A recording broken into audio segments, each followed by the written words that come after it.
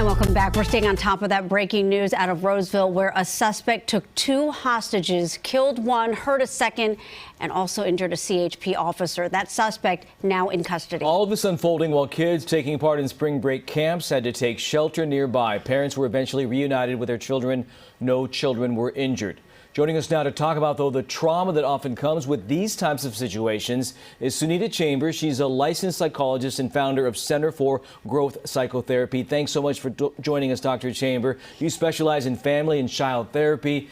How do these types of traumas impact children and their developing minds? Thank you, first of all, for having me. This is a really, really unfortunate circumstance under which I'm talking to you. But yeah, so children are extremely sensitive to the situations around them. And in this situation, you have children and adults involved, and the kind of the unfolding situation where there was a lot of unknowns as the situation was developing over time. So the number one thing that parents can do in this situation to help their child is, first and foremost, provide a sense of safety, security, take them home, make them feel safe, let them know you love them, give them a deep hug, provide all the comforts that remind them of the safe space that they have with you as a parent and within their home. That's the number one thing to do. And then the next thing is to be very open. I was listening to the news earlier, and you shared a story of a mom where she asked her child, hey, how was your day? And the child said it was really scary. And so to be really open to those moments of letting the child be able to express what it is that they're feeling and allowing them to expand on that. Can you tell me more about that? It was scary. What was that like? How did that feel? What were you thinking, right? And kind of what is their interpretation of the situation?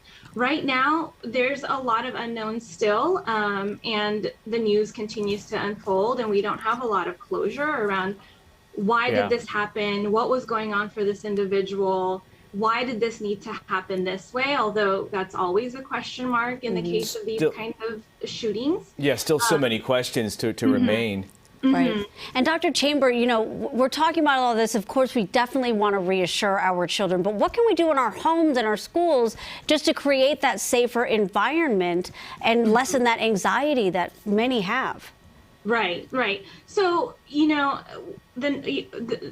it's going to be very difficult for parents tomorrow to be able to drop their kids off at school, right? So being able to tell the child what they can do in these types of circumstances, how to seek safety, how to be close to the people that are going to protect them and keep them safe. But there's a lot of unknowns. Like, there's no right way to proceed forward other than to educate and inform your child and prepare your child. So there's parents are going to have to be a little bit vigilant around what their own anxieties and their own worries and fears are, and not to let that get in the way of, talking with their children. Then one of the other things is trauma impacts all of us in very different ways.